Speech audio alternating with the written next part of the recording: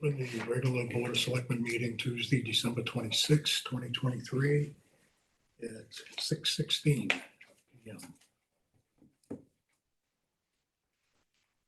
Stand for the Pledge of Allegiance.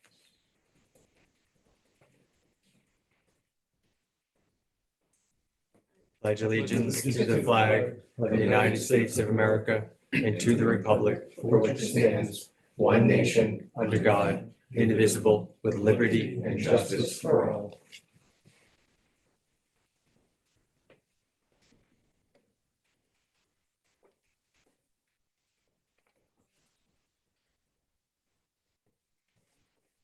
There were technical issues with the internet, so apologies if you were waiting online. Okay, we have a motion to approve warrant WR 24-13.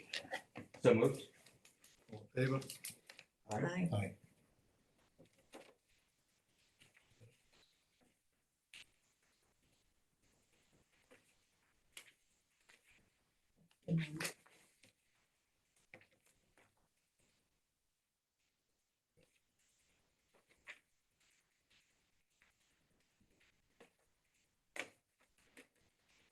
That's for October 30th, 2023. We have a motion to approve. So moved. Favor? Aye.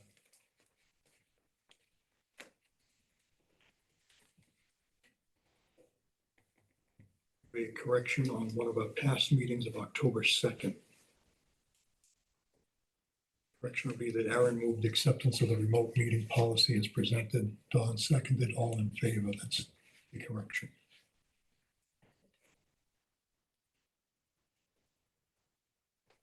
So moved. All in favor? Aye.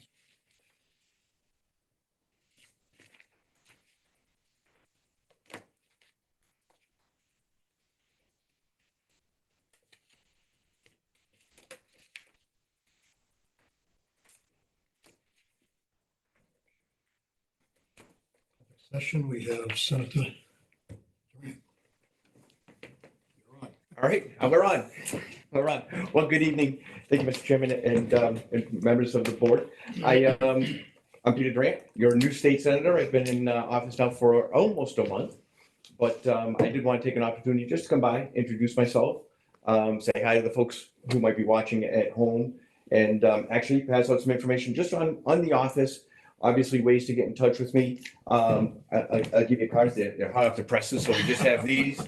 We have these, my Gen X, Y, or Z campaign manager has given me these other little cards that you just tap on phones, but I can never get them to work. No So- QR code. But yeah, I have that on another one, and she swears to me it works, but I think I'm challenged in that fashion, and it doesn't ever seem to work for me. But I just wanted to come by and say hi. I look forward to working with the board. Obviously, you or the folks at home can reach the office. We've got settled in. It was a bit of a transition. It took us a few weeks to kind of get up and going. We're still filling out some of the office positions where we have a couple. So a couple of the names you all might hear that are familiar. My chief of staff, her name is Ann Godrow, and she's my right-hand person. So you'll probably hear from Ann mostly, or if you call the office at the State House, and my office number is, you'd think I know it by now, but I do not. It has changed. It is for the folks at home, it's 617-722-1540, 1540. And as I say, you will probably get either my chief of staff, Ann Godrow, or my legislative director, who is Curtis Boucher. And we do have a couple more people coming on board. Dan Hickey, who's going to be a communications director, and we're going to have Jared Grigg, who's coming on, and he's actually going to be interfacing a lot with Rep Berthium's district. We're kind of breaking them up by rep districts as well within the Senate district. So you'll see a lot of Jared as well. But when they both are going to come on in early January, I think their start date is January 8th. And then we still have one to fill out, but you probably won't see that person. It'll be more to the north part of the district.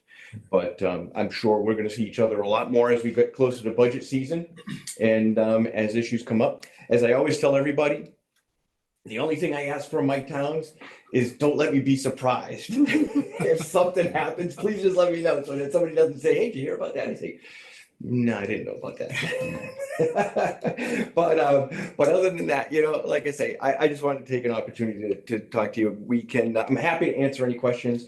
As you know, we've got our sessions going to be starting up now in the, as we come back in January. Our first formal session within the Senate is going to be actually January 3rd. So we get right to work. We've got a couple of issues coming up with some supplemental budgets and some gun legislation that's coming up that we kind of talked about offline. And we've got a lot of issues, and budget season will start up very quickly. As you guys all know, the budget takes place in the House first. So typically we'll be here, Representative Berthium and I will be here getting your input, your priorities, things of that nature that are important to you. The House will take that first bite at the apple. And typically the way it works, I'm probably not telling you or anybody on TV who's paid attention over the years, what happens is the House gets that first bite. Hopefully, revenues, we get a clearer picture on revenues as time goes on, and then the Senate gets its second bite at the apple as we move forward. And, at least in the past few years, probably in the past 10 years or so, we've been able to find out that revenue comes in a little bit better as we move on. I'm a little worried that, and I think a lot of us are worried that might not be the case this year. Our revenues are already a little bit short coming up as we start off this new fiscal year. So we're keeping an eye very closely on that. And just as I asked that you don't get any surprises, I don't get surprises from you. It's my goal not to make sure that you don't get any surprises from us as well, and that you have as much information as we can give you going forward. But I think that's it. I think that's my 30-second pitch. Like I say, I'm happy to answer any questions if you all have questions. And but I will stop talking. I've been attending Director Goby's weekly rural check-ins. I'll just put in a plug that she's amazing at that role. Yeah. And clearly understands the needs of rural communities and seems to really be advocating. So a lot of people are attending those weekly. Yeah, I did have the chance to go to one up in Hubbardston a couple of weeks ago, and I like one of the things she's doing is trying to put a rural multiplier, a rural factor on. We see a lot of towns, especially as you get, and we all know, especially as you get east of 495 and even 128. There's a lot of towns there, right? We always point to Dover and Sherborne and all those towns that don't really need all that money that comes into them. But the formula favors them just because of the way it works. So I think one of the things that Ms. Goby is putting forward is trying to put together a municipal factor for rural communities. And I think that's a fantastic idea. I think as we go forward, recognizing that rural communities have greater challenges ahead of them, I think that's important. I will say one of the things, so the towns that I represented prior to this for the last 12 years was what was known as the 6th Worcester District, which was Spencer, Charlton, Selfridge, and Dudley. And although I wouldn't say they're certainly not rural communities, they're more suburban communities. And so coming over to this district, I've gotten a chance to kind of really see the rural communities and what that means. And I have to say, and I'm not dissing my old district because it was a great district, but I feel comfortable. It's a place that I grew up in all my life. We had my first wife and I actually had a camper over on Lake Dean for a number of years. So we're very familiar with the area, and we love the area a lot. But to that point, I think there's a lot of good opportunities for us here to partner with that. And I think it was a good position to put forward. I'm glad she took the position. It worked out well for me. So, but hopefully it works out well for the district as well, because, having her have served the district as the senator and now in that position, and now me as a senator, I think, we can kind of tag team that with Representative Berthium and hopefully bring some more resources to bear. Have you named a circuit rider that'll be coming around to the towns each month? I'm sorry? Have you named a circuit rider who's going to be coming around to the towns each month to represent you? No, not yet. And to collect our thoughts and our ideas. Like I say, I suspect that's gonna be Jared and or Ann. Okay, So like I say, Ann is my chief of staff. Prior to joining me, she's been with me for the past 10 years. When you're in the house, you only have one person, and Ann was that person. So she was kind of a jack of all trades, but she really handled a lot of constituent services, handled a lot of the office hours. And because she works very well with Donna Farmer, who's done every smiles when they hear Donna, right? Donna's a great person. So they're gonna work a lot and again, the way I've separated them up for our office is by rep district. Just because it seemed to make a lot of sense for us. And so when I talk about Donnie's district, Ann will be handling that, probably spending, I would say, more than 50% of her time in this district with Jared. So you're gonna see both of those people. okay. But Jared will probably be the main interface for you as you kind of go forward. He'll be attending meetings from time to time, and if you need them. And it's certainly my goal to be here when when you need me, for sure.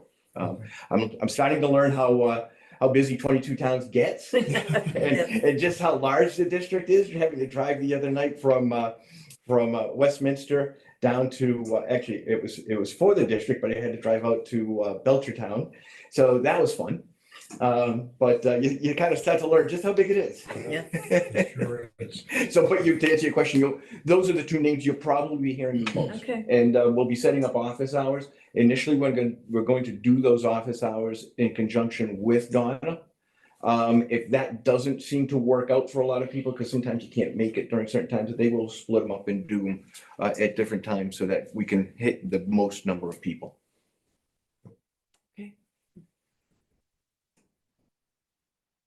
Yep, no, appreciate it. It's Thank you easy. very much. Thank you. Easy. Thank you, folks. Look forward to working with you. have a good You night. You too.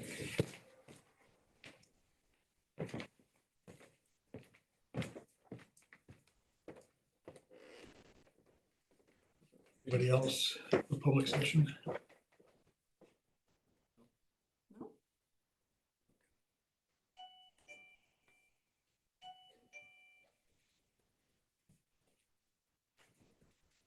Renewal license agreement, excuse me, for charter cable.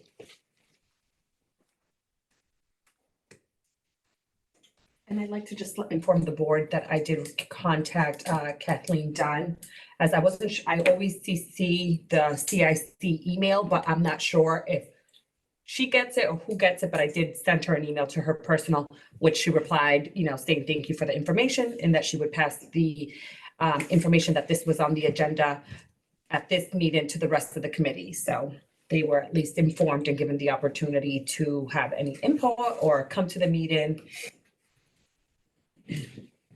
And this is very time sensitive, correct? Yes.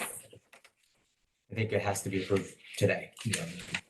Well, for them, January 3rd, So the state has to receive it, or the Division of Telecommunications. in this particular draft was reviewed by town council, This, or? Yes. Okay. At one time, yeah. Yes. He gave us a list of 5 things to make sure that were in there, and they're in there. Is anybody from the communication commission on this board that went through this before it came to us? They got it before we did. Right, that's what I wanted to be sure Yeah. that they did. Yeah. Okay. I'm not aware of any minutes from any meetings that demonstrate any discussion. So we're unfortunately in a position where That's what I was we thinking. have to act in their stead. I mean, technically we have the authority, but we have to act without any input. and I think because there was a lot of transition Yeah. recently with certain members Yeah. no longer being a member, pieces fell through, so. My understanding, this is the status quo. It continues the previous agreement, which, Everybody wanted changed Yeah. somehow, and we were never able to do it. We couldn't, we have no bargaining power. we had none. No, We had absolutely none. none of the other communities could change this. Yeah. Not even Worcester. No. So I mean, what we've accomplished with internet issues was access to internet by paying for internet. Right. So as far as people who use Charter Spectrum for TV or internet, that's the only option we have Mhm. for high speed. Yep. So I think on the annual or the special, was there something to create the fund? Mhm. So now we have the fund, we're gonna continue to receive that, consumers are being taxed. Right. So I think status quo in the absence of any real ability to discuss the intricacies of it all, I support moving along with the recommended contract. State law doesn't change and the federal law doesn't change. There's nothing a municipality can really do. No. Until there's nothing. some competition. Right. But who's gonna, There isn't, no, none whatsoever. They've been saying that to us since the first year that we signed a contract with them, that we have no say. but at least the money is being collected. Yes, And we can now use that money for cable access. Yes. yes. Of move adoption or signing of the contract. Second, All in favor? aye. Aye. Yeah, what the length of the contractual agreement is. 10 years. Same as the previous one.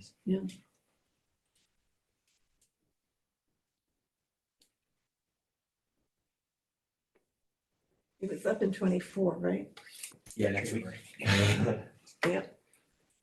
Funny how fast that comes. It does.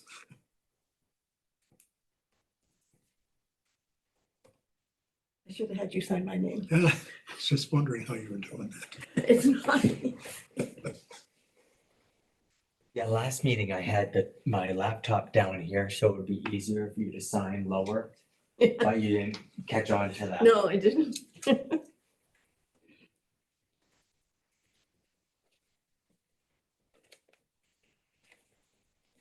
It's better than what I used to do with the left hand. I couldn't read the left hand Yeah. at all, and people would tell me that they didn't need to.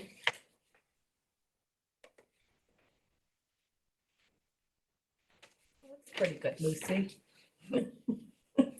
We won't tell your penmanship, teacher. Well, I always used to get after him and Brad. I said, "Whose name is that?" Well, my first meeting, you said, I'm still signing, and you're like,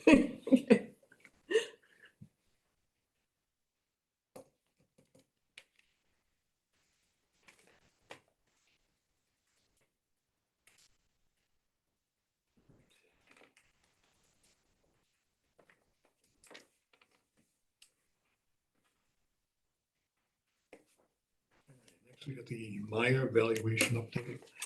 So I received a phone call from Joanne, who's our Maya rep, and an email.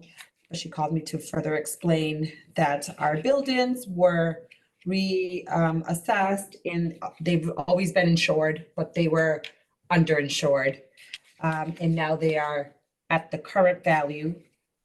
With that being said, it is an increase of $7,501. And she understands that that amount can be, a little bit to bite at once. And they can do kind of an installment plan where 1/3 now, 1/3 in July 1st of 24, and the other third, July 1st of 25. So break it up in 3.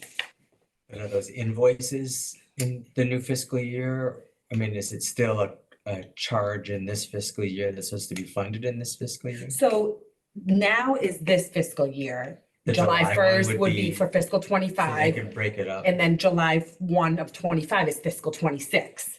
So it is in 3 fiscal years. It's just, yeah. You always have to think of 1 year ahead when you're looking at the date. So, and then, this is all the information which I sent in the packet of the 4 buildings. I mean, there's Town hall. quite a discrepancy in what the valuations were. Mhm. definitely were Mhm. undervalued. And I know that when she came in a couple months ago, I had asked her about when was the next time that they were gonna do a newer valuation, and they just got done a couple months ago. They do them, she said, around every 5 years, give or take. Another thing is that the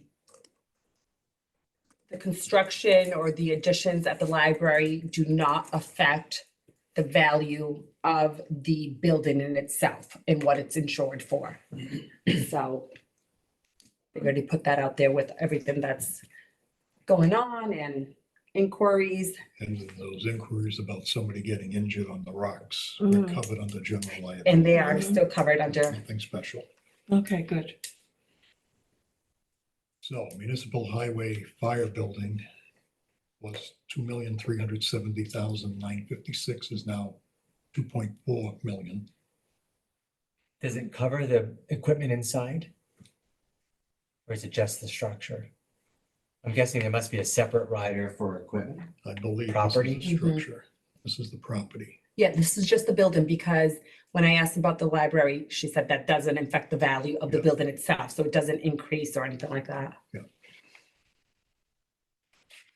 Is another part of the general insurance. Hopefully, we update the new fire truck as insured We get a thing every year from them Yeah. to update. property.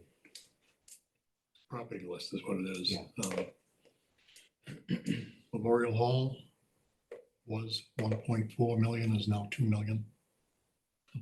Wow, yeah. Forbes Library was 641,370, is now 1,041,000. Here's the kicker. Ocam Center School was valued at 4.295 million, is now 12,007,000. Wow. I don't think- Whoa. And that's not even, I'm sure that's not replacement value either. No, it isn't. Oh, God. Hey, is this building? Well, it's nice to know that it's valued, assessed at the right value in case something does happen. I We mean, get some money towards it. yeah. Yikes.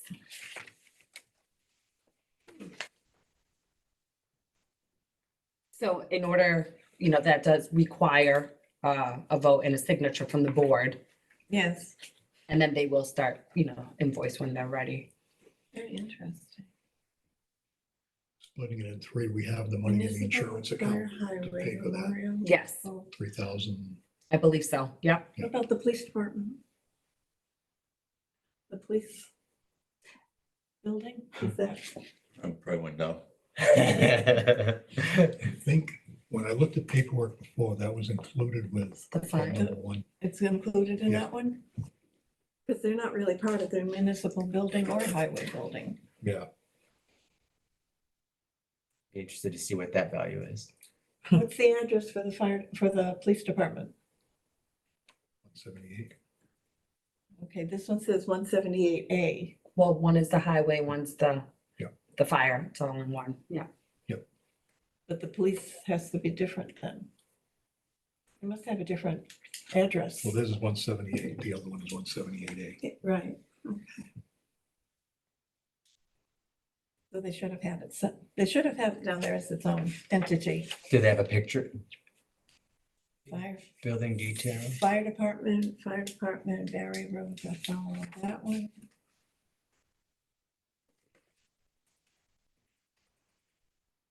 There's nothing on the police department. I mean, It's a separate building. we want to make sure it's insured, but it doesn't impact the fact that these all need to be insured as they've recommended, but hopefully there's an insurance policy on that building. Check into that, but Yeah, in the I would, past, they've concluded police with the fire and highway, Mhm. yeah, for whatever reason. I would move we accept the updated valuations and costs associated. Second. Okay. Aye. Aye.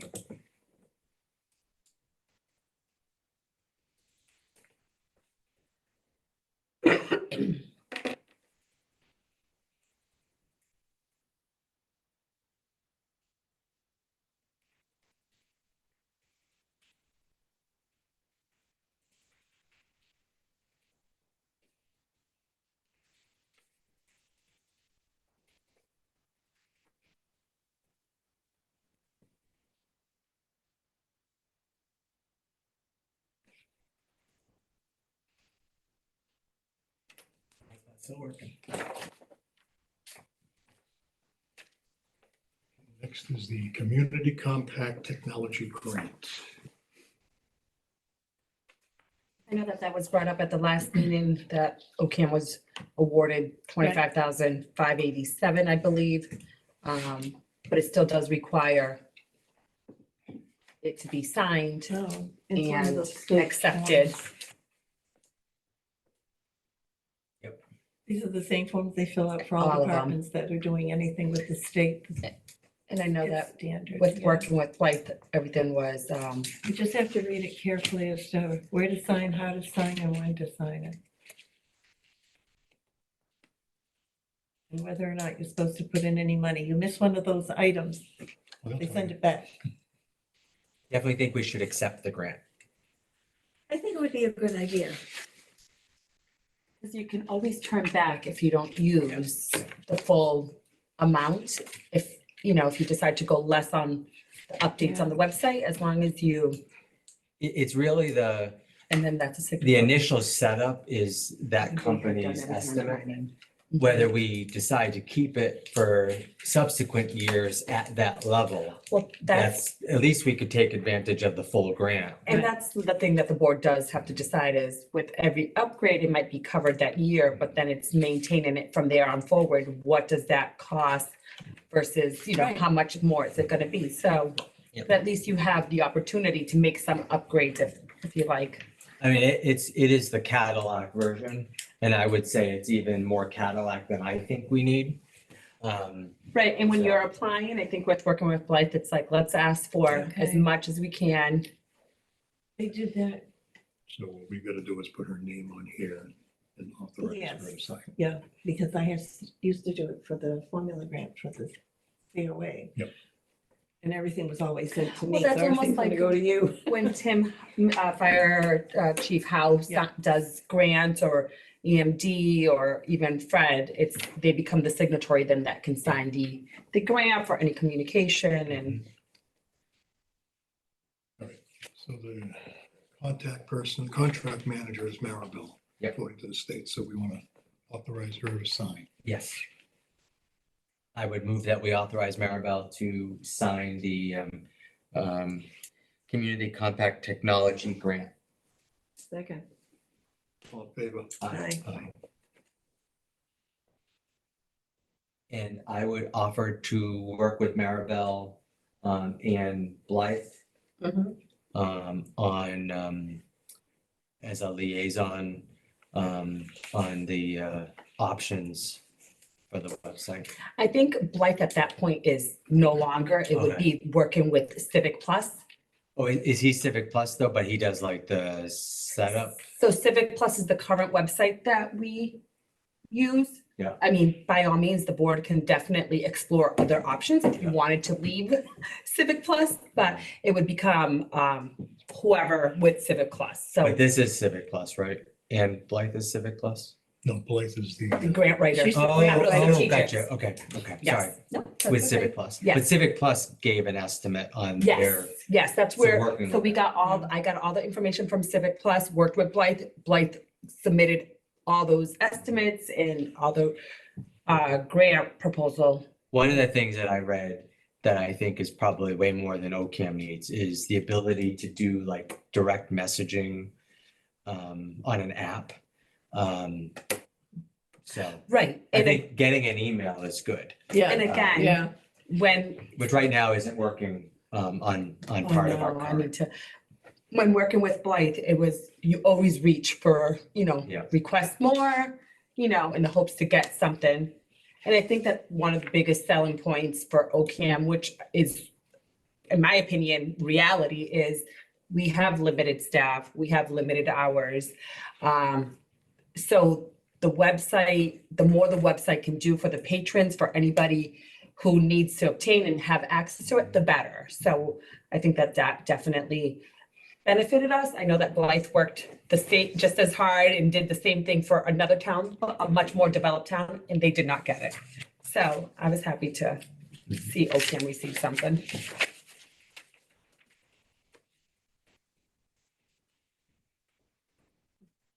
And on behalf of the board, we thank you for all the work that you put into it. Oh, thank you. You're welcome. Great job. I'm very excited. Kevin is not here tonight. It's, flooding conditions on Adams Road. I think we both went down and looked at it. I've looked at it for years. I'm sure you have. I go by it all the time. Um, Wasn't, I think you brought it up, wasn't there a grant? The MVP grants, which we sit on.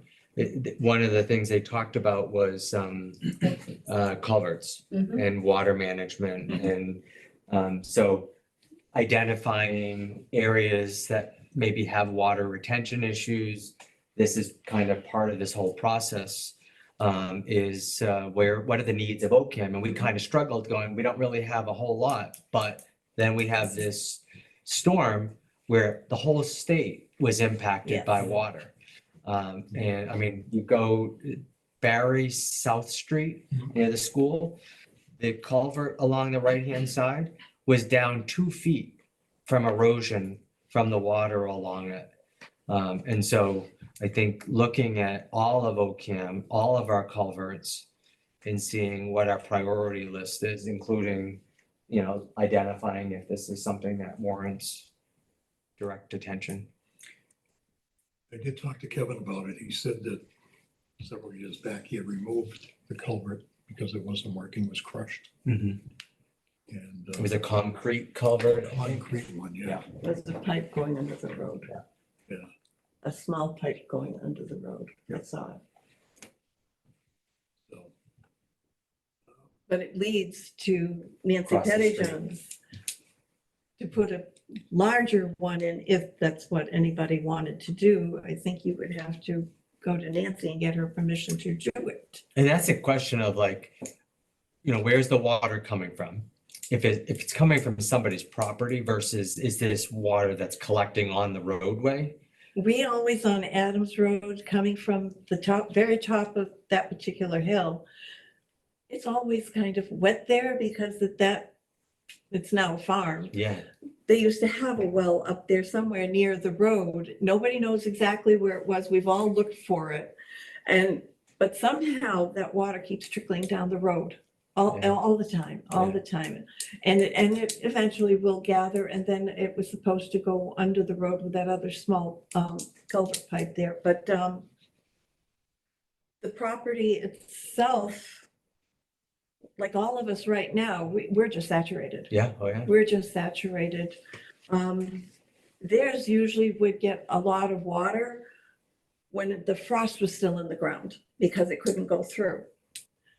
Now there's no frost on the ground, but it is growing. It is growing. I'm not a road engineer, but I mean, I drove down that road. I drove down almost all the roads in Oakham, and it didn't seem like the water there was flowing across the road. It seemed like it was coming from the hill, like coming down that hill, and it was backed all the way up, and it wasn't like pushing across the road. So I don't know. I didn't seem like that was a pooling of water from the roadway. And so to put in a culvert that brings it to a neighbor, may not solve the problem. yeah. Whereas if it were, I mean, there were plenty of culverts that I saw coming from roads like Barry Plains Road. That's all pouring down and it ripped up all along the edge. And if you look at the pavement, even the pavement along the edge seems like it's eroding. So I wonder if we need to do more culvert work on that particular road. So I do think a culvert review would be beneficial in light of the fact that we have this MVP opportunity for the This would future. be the time. No, if I may, okay, I think you need to talk to the property owners with that water all settled, because the story that I was told was prior to that, the last time Adams Road was paved, the highway department took the road drain out that went from one side to the other. Yep, It was 20 years removed. ago. So the water can't go over to Nancy's side. Right. Unless it just migrates through the ground now. Yeah. But I think you could probably get a better story if you talk directly with Bob May as far as that goes. And the other problem that's very close to that, okay, is on Grace's Lane, where there is a side drain on the road. Yeah, I took pictures of that too. Yeah. But originally, when that property was owned by Lex Carroll, okay, he was a hydraulics engineer, graduated from Worcester Tech. And he used to train the United States Olympic water skiing team on that pond, okay? So he designed the dam, which is very close to Adams Road. And the level of that pond is controlled by what they call an outfall pipe. Is that the one right there? The outfall pipe is over near the dam near Adams Road, okay?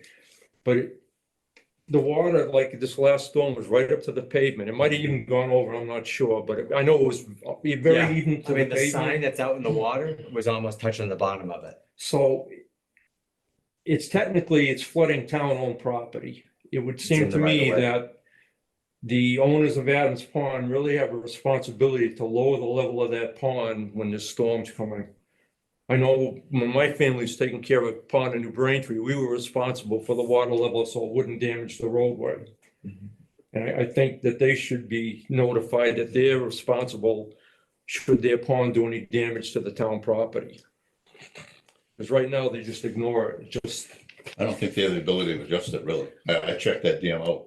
It's oh, all, it's adjusted by the level of the Of the outfall pipe. pipe. but the Yeah, pipe he is used to be able to do it. limited by the, capacity of it. And when you get a storm like we had, that amount of rain, you Yeah. got a pipe that's like this, and it needs to be like this, what are you gonna do? But he used to be able to You adjust drop the the level of the opening. outfall pipe ahead of time. Mr. See, they don't need the water that high Mr. in Carroll winter, did. okay? The water is kept up there for the boat. So it doesn't hit, because Yeah. that pond is basically shallow. Off-season, there's no reason But for that pond to be As kept I at that recall, level. there's no way of adjusting that. There used to be. There There's a- used, there's a there pipe used to there. be. Used to be, they had one pipe that set over the other. They used to be able to just take the Yeah. top 3 feet off and drop the level of that pond. That I grate, remember that. there's a grate there, which is about a foot from the edge of the driveway or edge of the The, road. the grate you see is just a road drain. Yeah, so I mean, it was over that grate. Yes. Yes, Yeah. it was over probably 8 or 10 inches. It went all the way to the road. Yeah. And it was covered with leaves. Mhm. And I did mention to the highway superintendent that my dog actually stepped in it. And I said, I think it's damaged, but I guess they cut some of the sections of that grate. So a kid's foot or a dog absolutely can Oh, go through that. So I suggested that maybe it needs a sign that says warning or something. But it is covered by leaves and somebody would know it was there. Yeah. But it was gushing out across the street. Yeah. That's how much water was coming up there. Actually, before they paved that section, Kevin had put in road drainage. I'm gonna say maybe 100 feet towards Adams Road. If you actually go over and see where the water's coming out on the other side, you're gonna three different accesses of water coming Oh, wow. into that. Not just from that drain. Not just the main drain, but from each side. But they really should drop the level of that pond off season. And would that be on your list of, Well, it's a safety inspection. Yeah. And, it's an engineered plan that they had to provide to us. Yeah. We have to review it every year. Yeah. Gets filed with the state and everybody. I mean, the dam met all of the specs at the time. Yeah. I inspected it with Yeah. the engineer and all of that. It seemed to be fine. Not much to the dam, really. It's kind of an earthen dam. It's pretty basic, but with that overflow pipe, when it got to that point, it goes through the pipe. But I think when you get 5 or 6 inches of rain all at once, I mean, look at Long Pond that flooded the cutoff road there for Yeah. a couple of days. Yeah. And they got a pipe culvert like that that goes into Mhm. the state park pond. I mean, I was up on Sanders Road. I did get a complaint from a resident there, so I went up there. And I mean, but across the road, it was gushing. The state land that's on the left there before you go halfway up. I mean, it was right to the edge of the road because there is a dam or a spillway or Culvert there. there's a culvert there. But that was like to the max. And at the very top of the hill, it looks like there's a drainage pipe that comes out, and that did a lot of damage to the culvert, eroded, like it needs more rocks up there. But there was plenty of impact on Adams Road, Yeah. even further up. Yeah. From this particular property, where it goes under the road. I mean, it was just coming down the woods. Barry Road. Yeah, I right. saw the truck.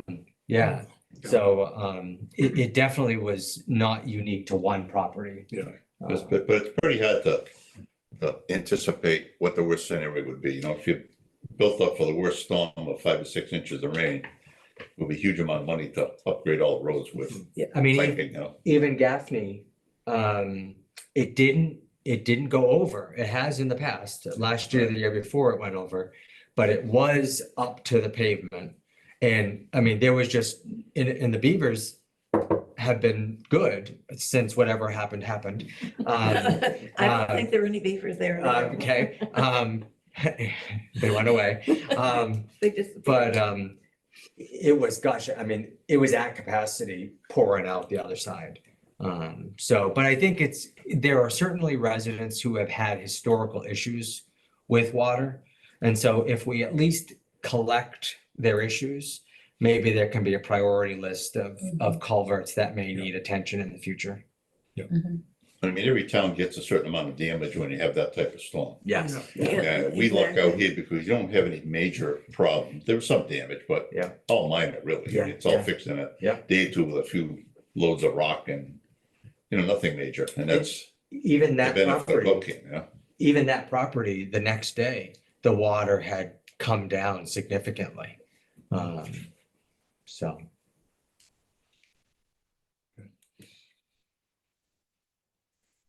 Years ago, we lost a section of 148 right on the New Braintree Ocam line. Okay, because there's a reservoir down that way, right? Not with this washout, but was right after Robinson Road, down in that hollow headed towards North Brookfield. 2/3 of the pavement was totally gone, which is a big drop in Yeah. What town is it? I think Ocam. Okay, at the edge. Maynard, was it Maynard Brook that took it? I don't know what the name of the brook is. I think it was Maynard Brook. So is there any action that we want to take? Aside from, Yeah, I was just gonna say, we should contact Kevin. Get a list of culverts that he needs repaired. Yeah, because he went through a lot of the culverts probably about, I'm gonna say about 5, 7 years ago. He did a lot of work on culvert work. Yeah. So, you know, we kind of hoped it was, yeah, but this was just very unusual. but I do think Barry Plains, there's really not anywhere for it to go. Yeah. So I don't know if that was on his list. I take that road every day back and forth to school in the morning and the afternoon, and it was in rough shape. Speaking of Barry Plains, if I may, I did receive a message from a resident in town stating that there was a bad pothole on Barry Plains and they woke up the next morning with a flat tire due to they must have hit the pothole. It is that right side. So that I did pavement's not good. inform the highway superintendent, and within days, him and his 2 employees were out there filling in there was more than one, Oh, yeah. all the potholes. The one that was on the Ocam side? Yes, Of course. Well, I was hoping that he. yeah, no, it's as you go down. It was. Yeah. So, and I did inform the resident, and she was very pleased that at least, she Yeah. felt like she was acknowledged, and Exactly. Yeah, that's fine. hopefully, and no more flat tires. Yeah, so we'll get hold of Kevin and see what he's got for a list. Next thing was town policies discussion. That was, I think you had mentioned that there were a couple things in the Personnel. personnel policies that you wanted to fine tune or go over. So I had offered to consolidate them into one, which I have not done yet. So maybe I should do that first. Okay, all right. Do a table of contents for it. Yeah. And then do a review and then, it is right now on the SharePoint. Okay. Yeah. It is there. In its original form. Okay.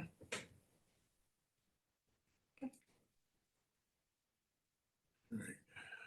Well, we just did this climate resistance grant. Yeah, Tom, Maribel, and myself are on it. Some representatives from Central Mass Regional Planning Commission who are 23 I was years gonna old. say, make us feel very old. And we made it clear that rural needs are different than the urban needs that they've been working on, and really come prepared to kind of talk about some rural issues. And so we made them think a little bit. And their goal is that that be complete, Pretty quick. is it April? It's, Yeah, I thought it was. might be September. June or something. Okay, so in the first 6 months of the year, so there's a meeting in January. And I think know every that I month. posted on the website, there was a workshop. Yeah. Held at Quabbin, and I know that, sometimes it's like climate control and, Yeah, it can scare people away, but in order to be compliant to being able to get like these grants for culverts, we kind of have to go through those motions as well. Whether, Yeah. even if they get no attendance from OCAM, we at least try. And there is gonna be they're gonna look for community input. Stakeholders in the community, like highway certainly would be one. But that'll be coming up in, I think, April, May, around town meeting time.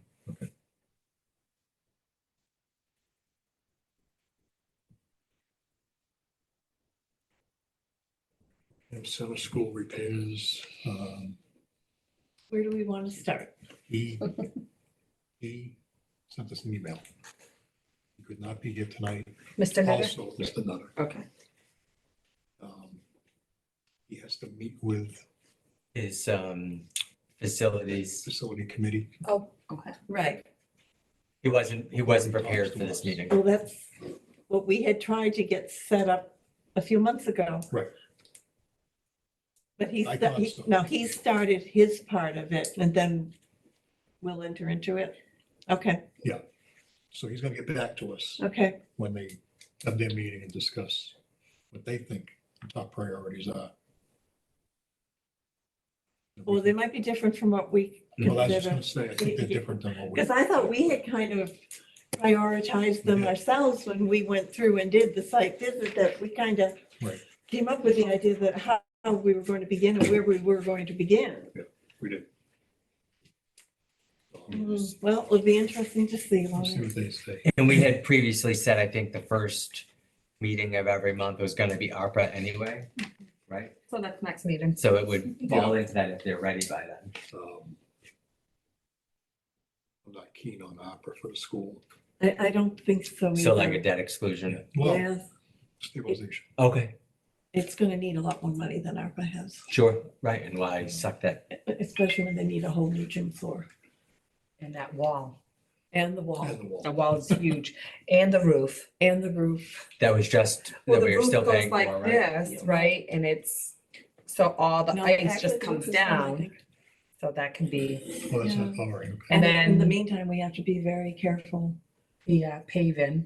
of It's gonna be making ADA sure we don't compliant. screw up their entryway much. right now, because otherwise we're going to hit 88. Okay, And like, it's gonna be very touchy at that, but we know what needed to be done The last. fence can be done.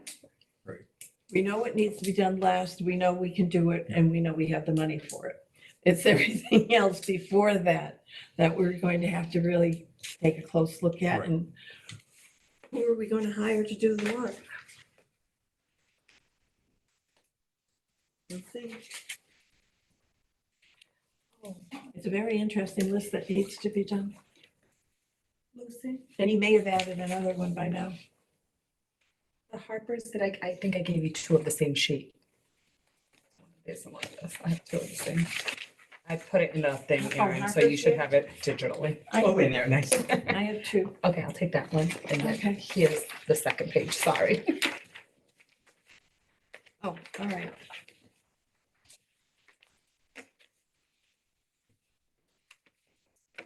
This is what you requested, Aaron, from. Yes. And it was actually, I think, on the October 30th meeting. That was, yep, an update, yeah, very Um, detailed update, by the way, just so you A know. 10-page of minutes, yes. So, yes, it was fantastically done. Harbor's payroll can be entered and approved online. The treasurer reported back then it's an option, but we currently do not pay for that. Currently, a lot of paperwork and time is spent on payroll. We asked what would be the cost.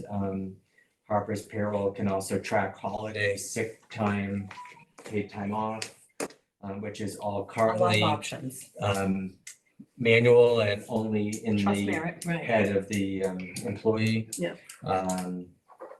And so the treasurer on October 30th said they would look into it. And so the treasurer did look into it with Harper's, which took a lot of time from them to come up with it. And do you have? they have the paper version. Okay. I thought it was very inexpensive compared to the amount of time. As far as a return on investment at $3.50 per employee that accesses it per month. It would allow the employee to enter their payroll, submit their payroll, and the departments that process payroll allow the supervisor to approve the payroll.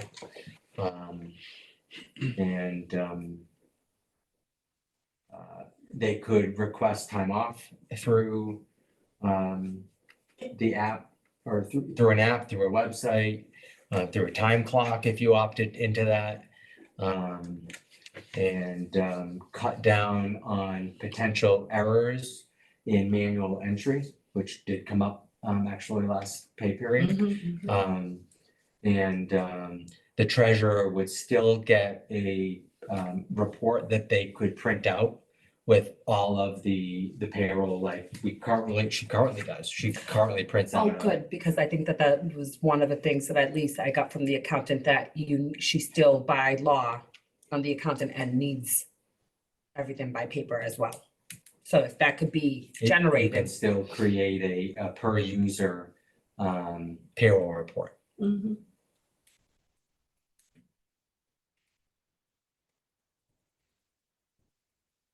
So I don't think we should do it for people who are stipend, but only those that are regularly receive a paycheck. Cuts down on the cost. And why we're not needing we don't need that. so for example, for each Board of Health or Board of Assessors, the employees, one of their board members would have to approve it. Is it like an app on the phone, or they can go on and It's manually? multiple. Yeah, you have So it different has a options of web doing it. or an app. Okay. And what Harper's will do is Harper's is part of that, because I just went through this at my company 3 years ago. They do all of the conversion, although we're already a Harper's customer. Mhm. So there's not a whole lot of conversion except just adding. entering like time. Okay. So what is everybody's time? Yep. Just get everybody to tell us what the time is. And they would do the training. And so that's part of that one-time setup fee. Yep. And then it's the $3.50. They had an option of time clocks. I don't think we need a time clock. No. Yeah, so then it becomes a matter of getting everybody, all employees and supervisors, and what they need to do, kind of trained on either end. And like Aaron said, not all the stipend personnel necessarily would need it. So you guys, the board can designate someone to process those twice a year. Mhm.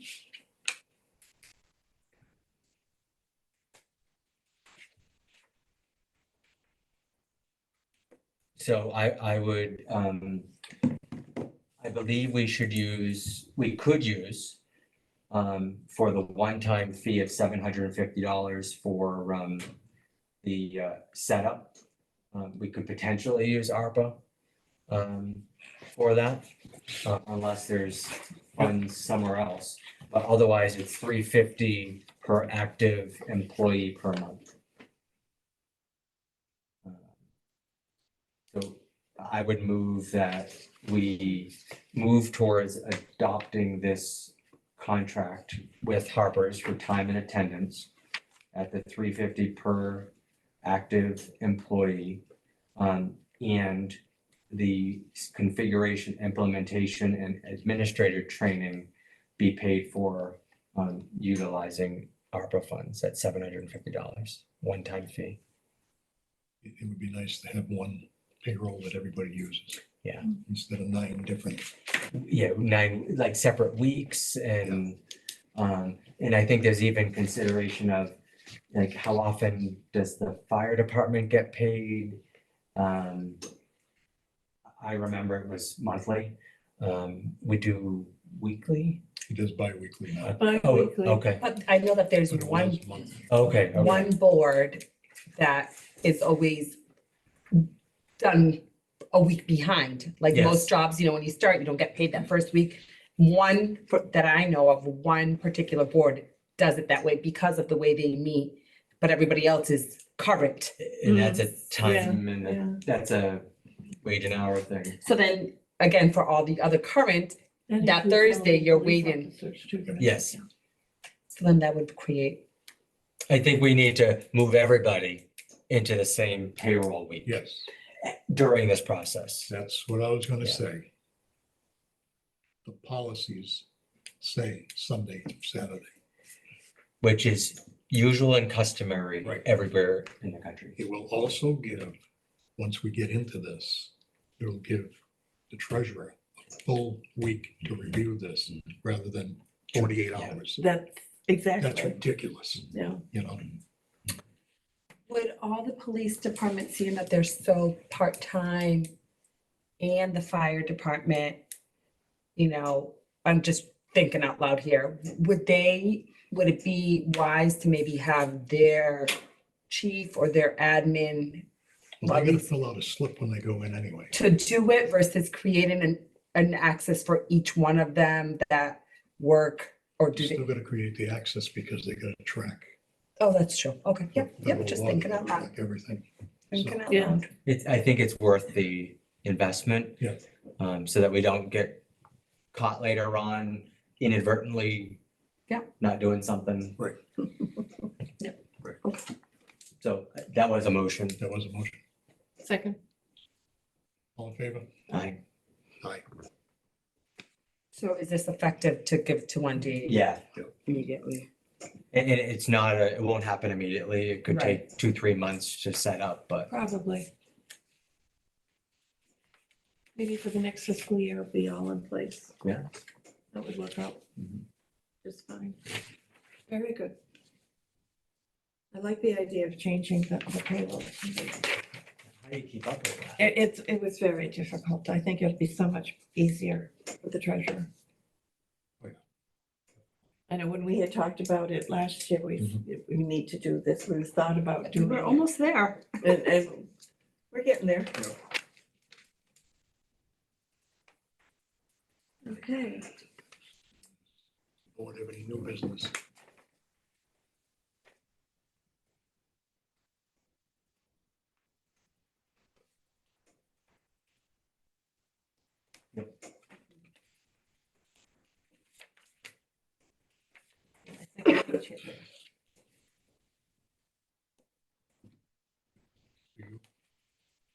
New business for me, I can't think of anything offhand. You want me to think of something? Well, you usually come up with a good one. No, no.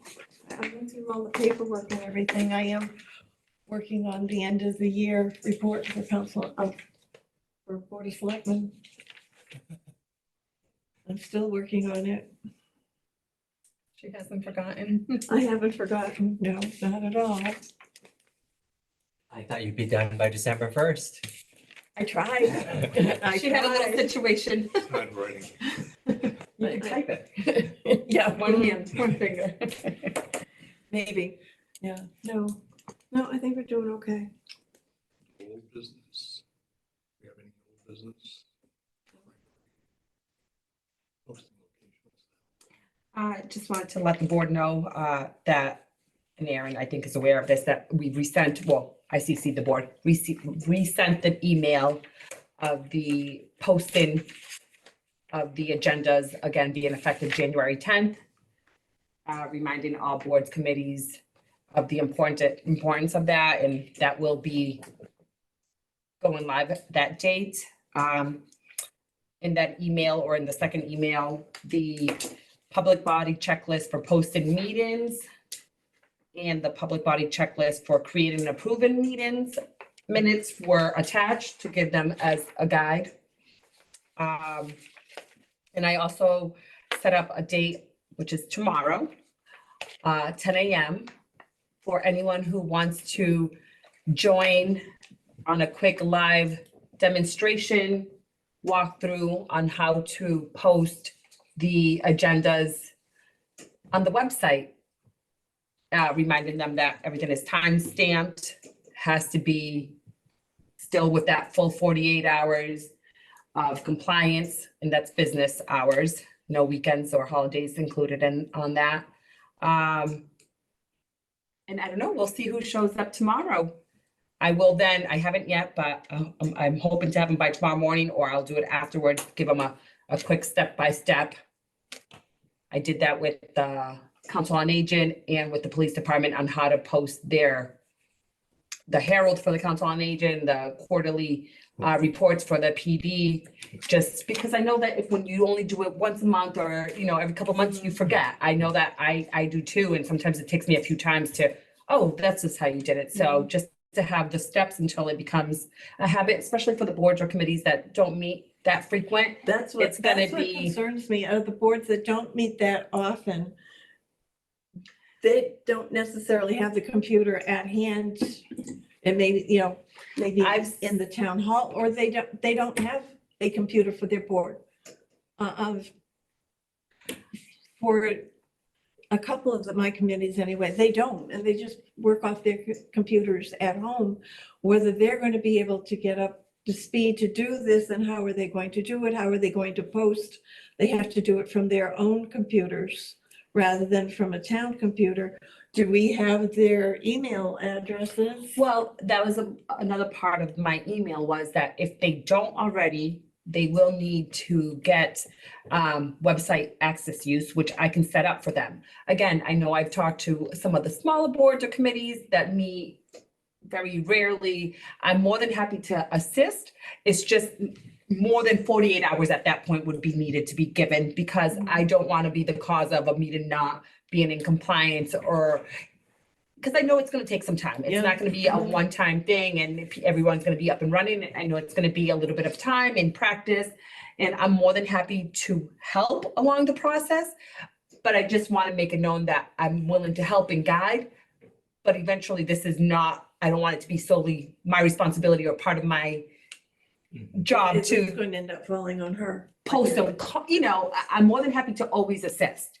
But I never wanted to come back, well, Maribel wasn't in the office today and we couldn't post it, or it not, I just want to make sure we cover all the bases. Yeah. So at this point, I believe 3 emails have gone out to personal emails and town emails. Have you received any emails or responses from people saying they wouldn't be able to do this? No, so I talked to Phil Warbass, who seemed to be, said he possibly would be attending. And then I got a response from, on my second email, I did request a response back from people just to see. And I even did a request on read the email and labeled it high priority. And I'm not getting a whole lot of feedback. I did get from Council on Aging just a thank you. I don't know if that means that they will be attending or not. Some of them, I'm not sure that they really understand that this has a deadline to it, and it has to be done this way. How much I'm more thinking- can we do than So there's That's been exactly letters. it. expectations? But I mean, and- the Historic Commission, Yeah, they don't know how to get a hold of you know, I can put a piece of paper in their mailbox, but if they don't check it, But they don't come in. So. They're never at the, hardly And ever that at was the town kind of, hall. you know, a point I made a couple of years ago about only using the mailboxes for communication. And now we've at least gone to Mhm. electronic because Board of Health met once a month. And to put something time sensitive in a mailbox Right, doesn't meet the needs of Right. volunteers who come in once a month. So I asked for this to be on the agenda because this was adopted. And there should not be an excuse on the 9th of January. Oops, we can't do it. We've had a month. So I think if people have not responded, it requires a direct contact. So I don't know if we have people's phone numbers, but we should be reaching out to the chairs of the departments. But all the committees that meet regularly, as far as I know, are all on board, either coming or already comfortable. yeah, I know FinCom, posting the Alan, who's the agendas. chair, responded to me stating, do I need, you know, do we need to come? I already do this. And I said, no, if your board or committee already does it and the only other thing that you can do is if you want to assign somebody else in your committee to have that access to, so that way if you're not available, then you can teach them your own. I just have to create a username for them to have access to the website. is zoning board going to show up to do something? To learn how to do it? I mean, that's a board that's so important. But how often? There's no minutes in the town clerk's history. So have they met at all? Zoning Oh, board yes. better show up. If any of their things are approved or disapproved, those are all on minutes. There were no, And she has, she had copies of everything. yeah, she didn't have anything for 2023. As of today, when We didn't have a meeting, oh, in 2023. So no meeting. I'm not really concerned as far as January 10th that So, there's gonna be an issue. and Well, again, We do have a case coming up though. with We those so infrequent boards or committees that, you know, I get it. It's, are you gonna come and then not post something for a year, you're gonna forget? So as long as it's in compliance, That's what I I'm worried always about. am willing to help, Yeah. you know, but I don't want it to be like a Board of Health or planning board that meet frequent enough. Exactly. I know, I'm just using you guys as an Yeah. example. I know that's not, but where they can do their own. FinCom, I know they can do their own. Clerk. Historic commission meets. And once a year. technically, it's not, Conservation, whenever we have a case, we meet. So they don't even see each other very often and like that. It's going to be tight. It's going to be tight. You may end up with some legal hearing. Town clerk can post the website. Absolutely. Yeah. and I am only offering, but that's not my scope of work. So there was a question from a member of the public about posting of agendas in the process. And so I did reach out to the Attorney General's office for open meeting. And I got a response saying, thank you for contacting the Division of Open Government. The law and the regulations, the CMR, do not specifically require that the clerk first receive the notice and that the clerk then post the notice. There currently is no requirement as to who posts the notice to the website. If the website is the official notice posting location. In many towns, the town clerk does indeed post all notices to the town website. Right. But some towns have other arrangements such as posting through the town administrator's office or various public body chairs, each given website access to post their own notices, all of which are fine. Regardless of who posts the notice to the website, it must be posted 48 hours in advance of the meeting, not counting weekends and Et holidays to cetera. be Yeah, timely. yeah. So And I do- added that yeah, that was piece of in that. information with all the correspondence. So every board committee that I sent my email, that was attached to it. So I think every committee that meets on a monthly basis, I don't foresee any issue meeting this January 10th. It's just that I don't know if they've acknowledged, Or have the access on the website yet. but they need to connect with you in order to get that And I have access. not, the only one that I've connected with was Phil. And Council on Aging already has it. Mr. Council on Agents, I believe Barbara stated that it would probably be Rick, but She told me today that. would but be- it hasn't been confirmed with me, so he doesn't have access for that portion of it, right? You know how you can Yeah. limit what they can do or not do. So if they say that he's, you know, they vote or decide then I can He just needs to have access, yeah. give that access to him for that portion as well. Cemetery committee didn't reach out. Matt didn't. And I know he can't come because he works. But that, A lot so, of those people this- all work full-time. you know, this is another indication of issues that we have, that we had elected or appointed officials without town email. And I've even heard that people don't check their town email.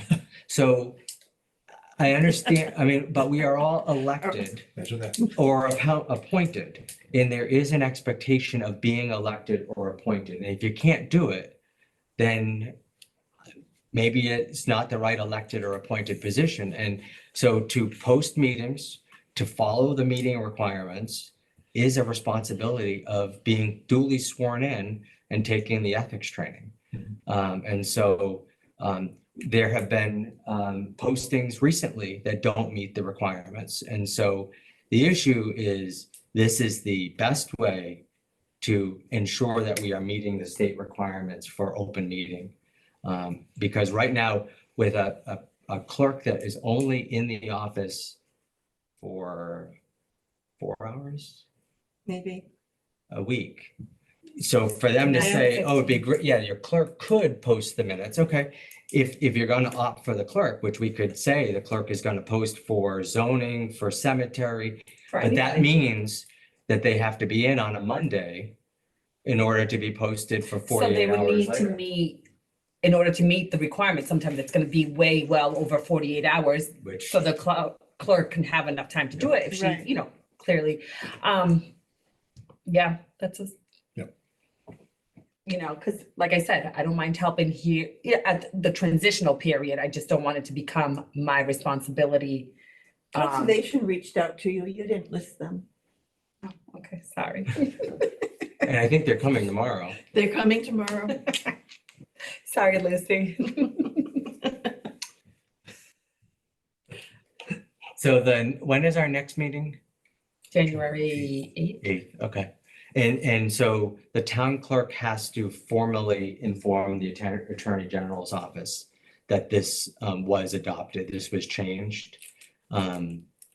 So I wanted to bring this up 2 weeks before in case there was any reason to delay. And I truly don't believe for the committees that are regularly holding meetings that I've heard any like, we're gonna be messed up with a meeting held on the 10th, 11th, or 12th. It's the ones that meet yearly, or that I think maybe it's we send them a letter, we call them, or we say, town clerk, guess what? You may receive requests to post an agenda. I mean, right now, they're already typing up or handwriting an agenda. Mhm. So I mean, nobody's doing that for them. Right. So if they can't do this, they would have to hand that to the town clerk and know that it still requires the 48 hours. Yep. During her office hours. Mm. Right.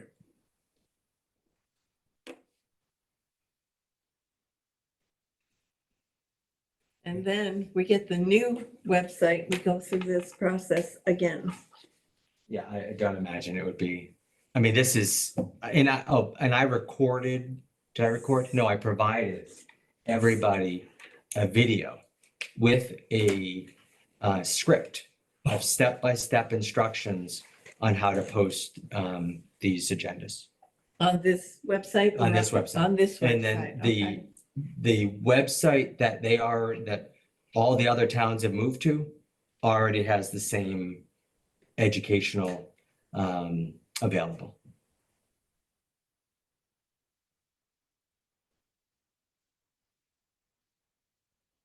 Yeah, we're not changing companies. We're still gonna use. Yeah. So it's the same thing about uploading. Okay, so meeting they're just agendas. changing the format of the website? Yeah. I like the one we had. I had no problem with the website. Neither did I, but I don't know that we were using it. Many departments or boards were not using it. That's too bad. So it's an opportunity to maybe re-educate people on how to use it. Even the basic model. Yep. This tutorial is on the current town website under the Board of Selectmen?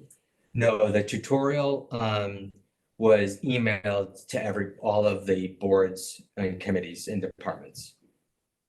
But it is available on the web as well. It's a link to that tutorial. It's a 2-minute training, and it has a transcript of the Probably training for as 2 well. minutes. Okay, but. Not what I'm doing it. What website do you go to get to this tutorial? It's all those who have a need for it have the link for it. There's a URL in the email that everybody received. So I sent out the email, Paul, with the link in the email. So this, Okay. So Council on this Aging. email went directly to Rick.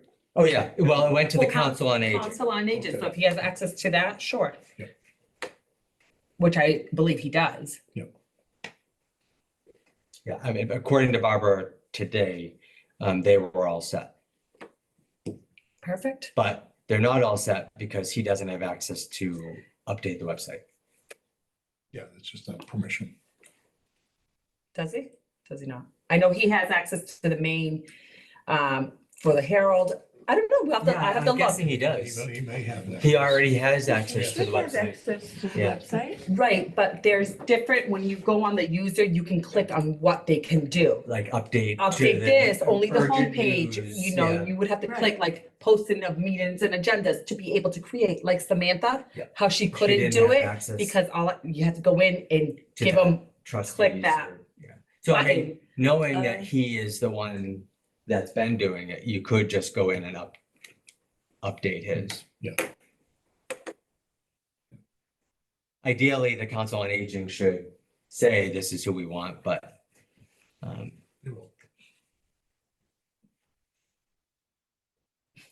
I have no problem suggesting that to them tomorrow. No worries for me. So do we need to let Edna know that she needs to inform the Attorney General's office? I'd be happy to. Yeah, she, they might want a copy of the minutes that we voted. Last time, Probably. the last Last time. Usually they ask for proof. last time it was done with just a letter. Who did it?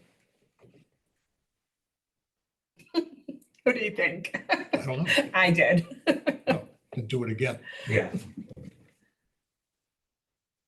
And they accepted yours? I didn't, it was a letter stating this is the official, and I think I had a board member sign it. I didn't sign it. But they accepted it from the Board of Selectmen, not from. They the town did clerk. accept it. Yeah, she was like, oh, we usually get this from town clerks, but you know, I think that they recognize the limitations. Mhm. Oh, yeah. So even if you CC the town clerk, Mhm. but we don't want there to be an issue But with not I don't mind. updating that. I don't want it to be, you know, an overstep, so Mrs. Holloway is more than being her role, entitled to do it as well, you know, again, Oh, you got the letter. I You got the can't- letter, Right, you got the format. oh, it's just a regular letter saying the Board of Selectmen approved at this meeting that the So there's no official. big deal. Oh, no, it's not a big deal, I just want to make sure that, you know, I mean, it's the Otherwise, we'll let board, You do it, 'cause it's a big deal. the board voted on it. It's simply relaying that to that Attorney General's office so they update their Excel spreadsheet as the official posting location. Okay. All right. Correspondence. Oh, Send my quickly. people to you when they have trouble. Absolutely. can I say something just really quick on the, just make sure that all the board members saw the safe Yeah. concern in the town clerk's office for the safe. The door isn't locking or Yeah. the digit isn't, so I know Mrs. Holloway, as of today, was trying to That's the first time that contact They've had trouble with it though. the state to know I don't if it's think a they're fixed. requirement to lock, Or fix it or is it properly. more because of the fireproof, like Aaron had made a good inquiry on that. I don't know if she had any luck. No, she was on hold for, I think, 25 minutes. And I suggested she might email and get a faster response. Yeah. Or to reach out to the Town Clerks Association Yeah. or to a neighboring community to ask if they were aware of any requirement that vital records be locked in a safe, or could it be locked in an office? Doesn't Ellen Glidden work for the Secretary of State? Oh, really? Especially for ballots. And also just to clarification, because I think Yeah. I wondered, and I think Uh-huh. Karen wondered the same thing. It was not a typo when she said that the repair of the safe is 30,000. We're like, maybe it's just 3,000. It was a typo. No, it's Who 30,000. came to look at it? I don't know. She said someone came in on Friday. Yeah. I don't. You don't know from what company? No, she asked me, do I know a locksmith? I said, no. I said, maybe Maribel did. Try Um, Kayola Brothers. But they took it all apart. They put Are they stuff in billing for it. that? I'm assuming. What's that? Are they gonna bill for that? I'm sure. Assuming. Oh, yeah. They put stuff in it. It worked temporarily. Then she closed it and then it didn't work. And the guy said, they don't make parts for this. I mean, that safe is gotta be 1800s. 100 years old. I mean, it's a Yeah. beautiful Mhm. thing. Yeah, we're not gonna get a So replacement. then if it's not required by the state and it's more for fire concerns, maybe like you suggested, a heavier duty door and some Window, yeah, maybe a some- camera. if you something to needed it. secure windows for safety reasons. So It'd be a lot less than 30,000. And the other option that I mentioned to her today is, I know on some of our filing cabinets, because we probably either lost the key or something happened to the lock, you put this rod down through it, you could bolt into the brick, a bar that goes across it, put a padlock on it. If it needs to be locked, it can be locked that way. $995 Yes. versus 30 grand. Well, she did ask if ARPA could pay 30,000. or stabilization. Yes, yes. No. You don't want to wait until the next meeting?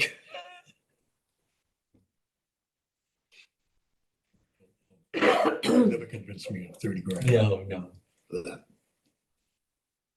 All right. Correspondence, Susan Turnbull.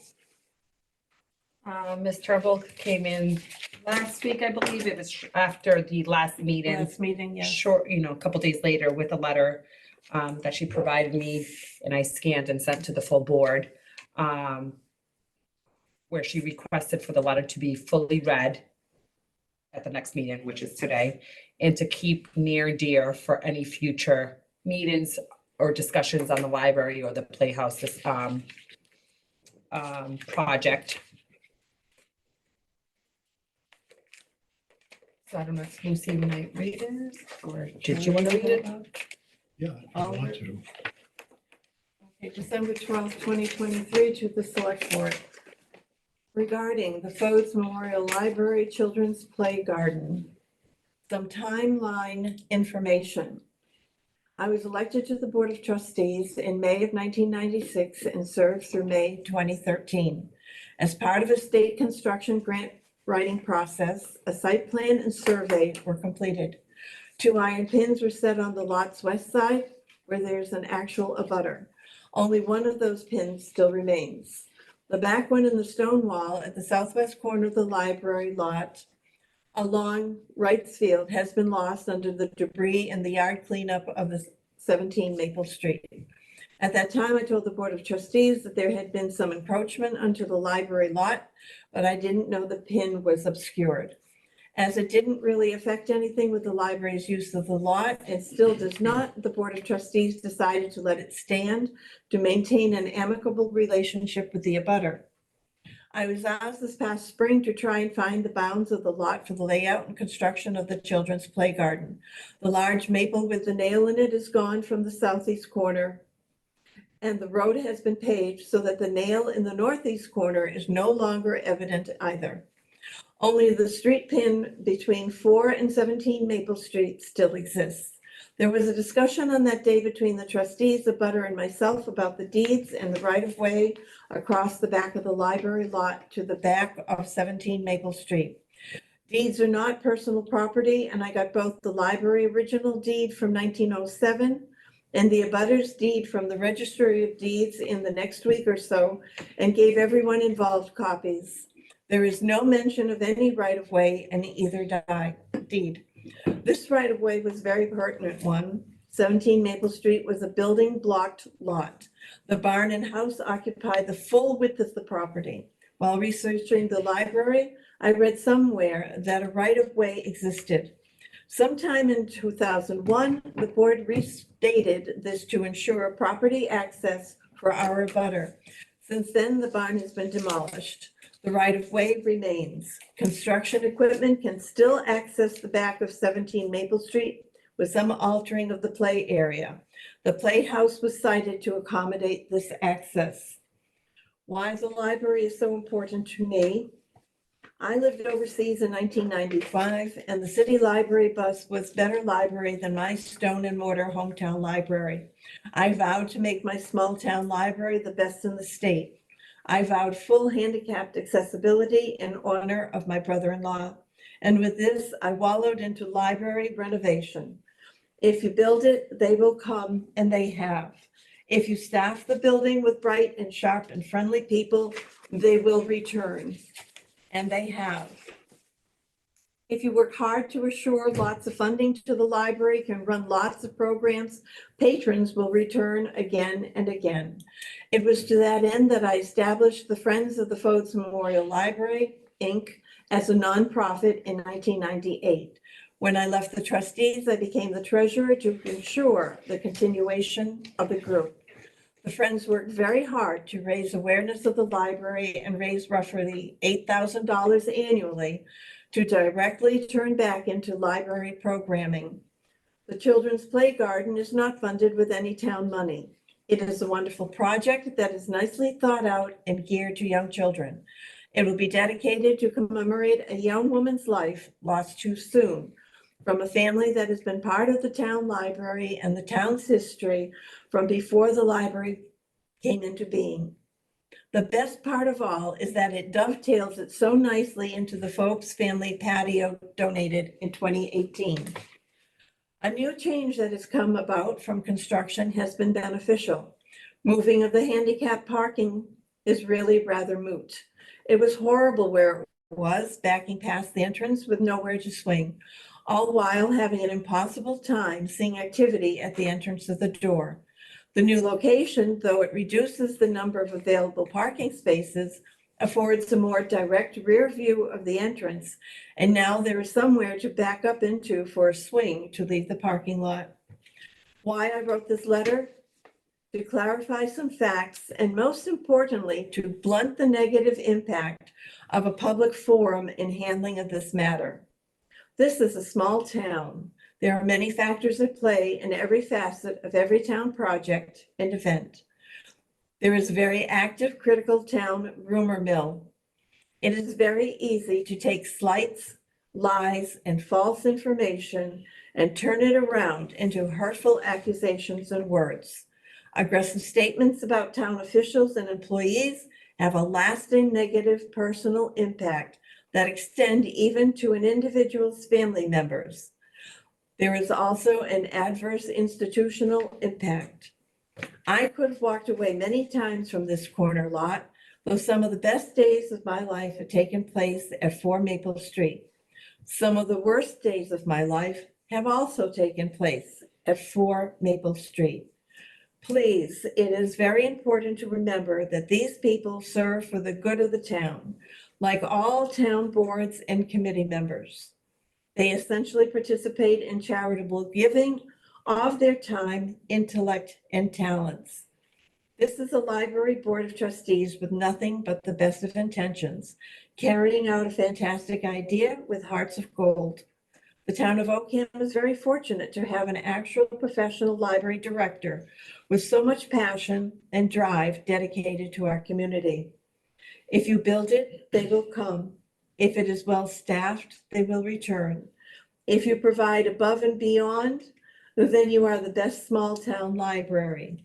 This is our small library. These are people working for our small town library, Please let them get on with what they do best. Sincerely, Susan B. Turnbull, 1089 New Braintree Road.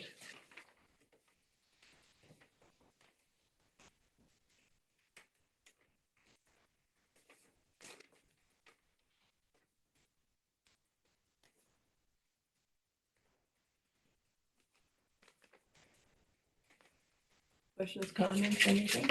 I think it was very well said. And I just, for the record, want to acknowledge that I do feel, although the individual was present at the last meeting, it would have been more appropriate, I think, for them to have read or expressed their letter than coming from me reading that letter.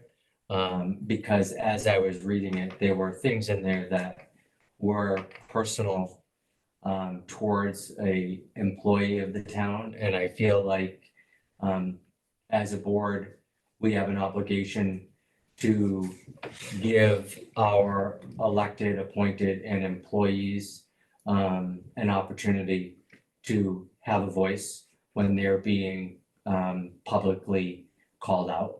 And unfortunately, that opportunity was not given to the library trustees or the director.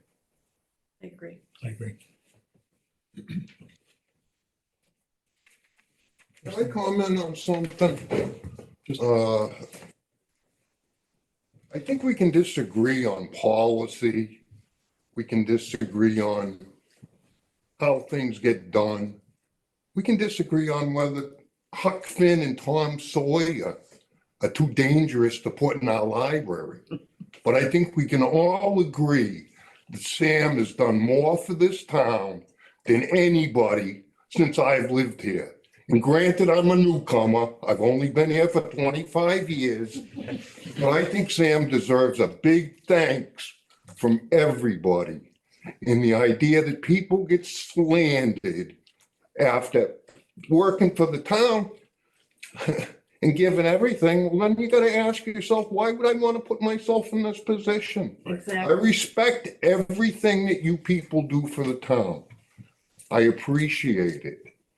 But the idea that, you know, somebody really that nobody knows whether he has any deed to the place or not can get up and make these, what I think are outrageous statements. And I got to clarify something. My wife works for the library.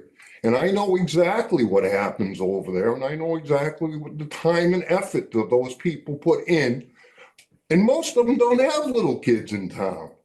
Most of these people are putting in hours and hours of work, whether it's physical work, taking care of the outside of that place. The cemetery commission doesn't take care of that. That's not Mother Nature taking care of that. That's somebody over there on a hot day watering the plant so everybody can go by and say, boy, we live in a beautiful town. So I think everybody should go up and give Sam a big thank you.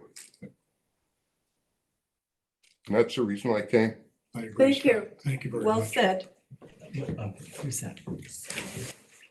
So would you mind just giving us your name and address? Scott Corey. Yep, I live right up on 276 Colebrook Road. And Sam hasn't just done a lot for the library, she's done a lot for the town. I agree. Absolutely.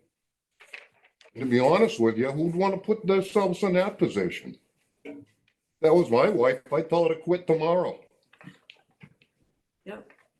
But that's just my own personal feeling. Yeah. And again, we can disagree on things, but when it comes to, you know, personal assault or, you know, assailing somebody's reputation, it's just, It's not right. no, it's not. And, you know, that's not what makes Ocam a great place to live. Right. I mean, Ocam's a great town. People want to come here and raise their kids. And you know why? Because it's things like the library and meeting Santa and all these other things that people are willing to give up their time to do. I just think it's, you know, if we can't resolve this issue about the Playhouse, what hope is there? I mean, it's a shed. I mean, we got a junkyard behind our house. We don't like it, but it's not our property. We can't tell people what to do. Right. And that letter that Susan Turnbull wrote, she's done more for this town than anybody else either. I mean, the idea that, these people get slandered, I think, at a meeting. That's why I came up here and sat through all of this. It's just not right. And I believe that the Board of Selectmen has no authority over the operation of the library or even the facility of the library. And so honestly, it's a trustee issue. Well, it is. Not a town Everything in issue. town has to meet code, and I think due diligence was not met on various levels. But again, that's beside the point. To me, that's a small issue. But I appreciate everything you're doing. This isn't an easy situation, but I don't think it ever should have happened, to be honest with you. And I'm just looking at it from Sam's point of view. I'm looking at it from, Susan Turnbull's point of view. I think we agree with you. Well, again, we can agree or disagree on a lot of different things, like Tom Sawyer and Huck Finn and the dangerousness of them. Well, thanks for listening to me. Thanks. Thank you. Thank you. We Have a good appreciate your night. perspective.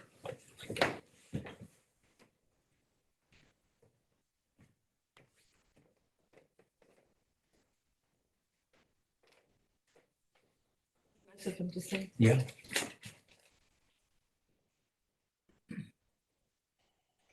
But unfortunately, the next letter we have. Who wants to read that one? I did my share.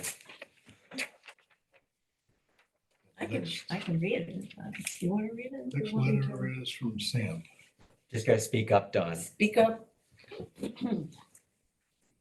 We do. We need to talk to our You want me to- volunteer. Oh, one right there.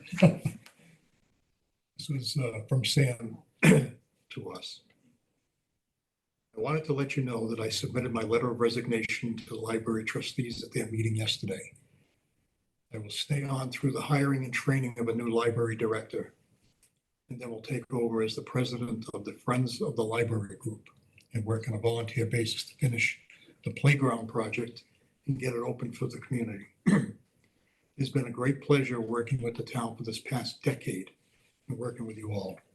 I would like to note here that, in my opinion, the library director position has no business being capped at 19 and a half hours a week. Though I've been happy over the years to serve the town in this capacity, I'd imagine that the average hire would not be pleased to work beyond hours that they are being compensated for. As I mentioned to Dawn, because I had a conversation with her last week, I've accumulated over 110 hours of comp time so far in FY '24, roughly 6 weeks of unpaid or donated time. I'm hopeful that the new director wishes to expand on this position, that the select board would be supportive. If I remain here through the budget process, I'd like to work with you on this. I do have a question regarding remaining vacation time. I don't imagine that I'll be able to take time off as I try to rapidly wrap up projects and get things in order to be handed off. Am I able to tack on the other end to my time here, or do I need to use it before my last day? Please consider this email as my resignation, also from the Parks and Recs Department. Thank you for your support, Sam.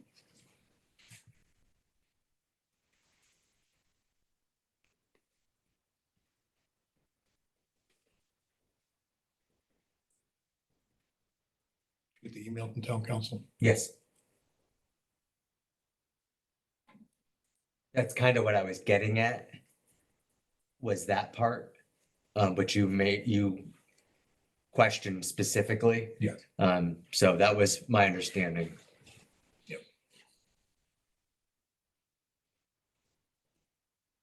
The town council has said she needs to be paid for this, Under 40 hours is paid. and Not- over not comp. 40, you can comp. Yeah. So That's At fine. time and a half, it's comped. over 40. One and a I half. always say that when people work, they get paid. Unless they've actually volunteered their time to do it, then that's their choice. That shouldn't be in their job description. It shouldn't be duties in their job description. Right.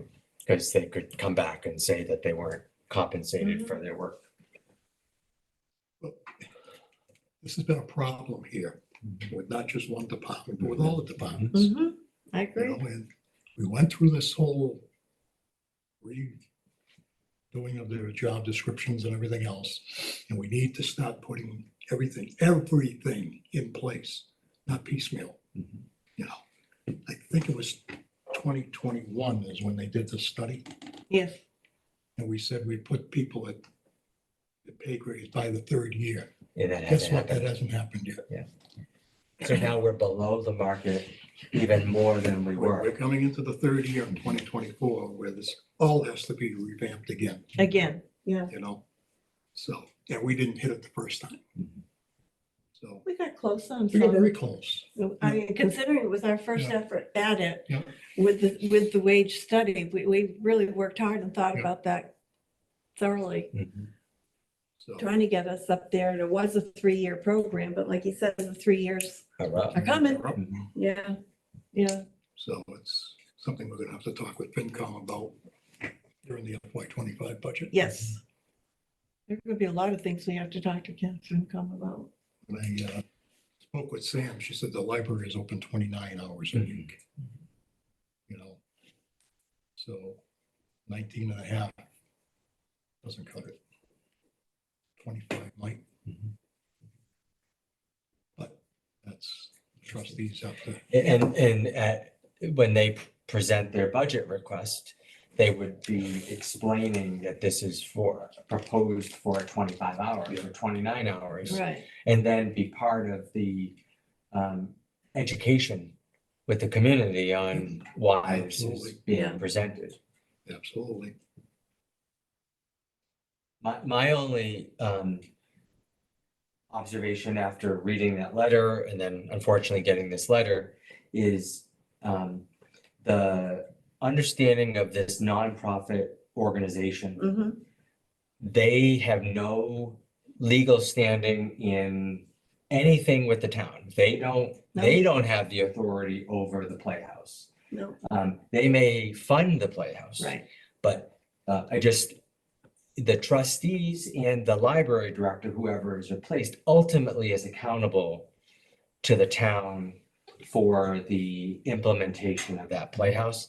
The whoever is on that nonprofit organization needs to give input, but I hope the trustees understand it's still their responsibility. They can't give that out. Yeah. Yeah. So. Yes, it's up to them.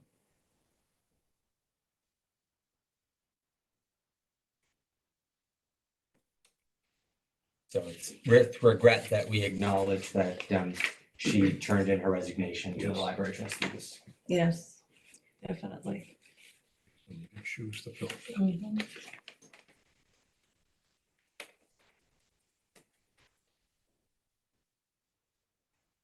What have any other business? There was a correspondence from the chair of the planning board on a letter to town council regarding Schoolhouse Road, which I thought was informative. At least the planning board is continuing to move forward yeah. on it. And honestly, I feel like that's where it belongs, is with the planning board. Mhm. There's been no request for the Board of Selectmen to do anything with this. So it's the planning board's. Well, we've been forced to do that. Yeah. Because of the inaction of what the responsibility was. Right. At this point, was the right thing to do. Yeah. Phil did send a letter out. Yeah. He Any got- response? He got a response. Okay. I think we hope to hear maybe next week. We would like to have a one-on-one meeting with them if they agree to that. That would be very helpful. I doubt if they will, but you just have them in, have a sit down with them to discuss all of the issues. With town council or? Yeah, council, yeah. Because the other two councils, Jack and you talked to me today and said they haven't, nothing's resolved on their end yet, so. still up in the air. So it needs to be explained where this whole thing went wrong. Yeah, It's just, I don't understand why they, it defies kind of the logic that we've gone by, and exactly, none of it really makes any sense to us, so no, we want to find out what was said to who and where we are in the whole process, you know? We don't want this to go on, like you said, another year. Right. right, right. It'd be nice if they could resolve it, you know, the next month. Yeah. But not sure that's gonna happen. Yeah. I think if we don't hear next week, he'll do a follow-up and find out why, so. Hopefully the next maybe by your next meeting, we'll have some information. Because the goal is what, to try to hopefully have it for Sometime annual for town next meeting? month. Yeah, For your the next road meeting will acceptance. be, No, but for the road acceptance, for the next annual town Annual meeting, is the goal to get this all yeah, well, I squared mean, away we done? already missed the deadline for the, Special. Oh, yeah, that's way gone. Yeah, that's, what, 3 weeks ago, a month ago. yeah, But no, the intent is to get it resolved, so this doesn't happen next week. It will be interesting for all of us to find out how did it go so badly, you know? it's amazing. Mhm. Well, none of us were on the first deals that they made, so who would have known? Well, it's really not the town's responsibility until they say, okay, to go. Yeah. We've had to do all these other extraordinary things. It's just not happening. The lawyers, nobody wants to call their lawyer because You gotta pay for it. Yeah, it. that's, Nobody it. Meanwhile, we're wants to- paying everybody's- for it. You know, Yeah. just can't blame them. I know. Every time you get the lawyer on the phone, it's a fee, you know? The clock starts. Do we have a motion to adjourn? The move. Favor? Aye. I, 8:02. That's a, wow.